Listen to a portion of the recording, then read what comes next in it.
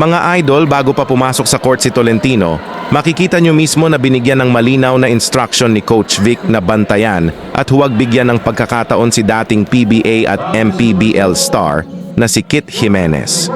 At hindi nga siya binigo, box 1 defense ang ipinakita ni Tolentino. Saan man gumalaw si Kit, dikit na dikit ang depensa. Halatang ayaw siyang bigyan ng kahit konting espasyo para makapag-init. Pero mga idol, ganito talaga ang mga elite scorer. Kahit gaano kahigpit ang bantay, nakakahanap pa rin ng paraan para makagawa ng opensa. Sa sumunod na possession, ipinakita ni Kit Jimenez ang kanyang napakagandang shot creation. Isang mabilis na galaw, side step, step back, sabay bitaw ng tres, at swish. Malunggay pandesal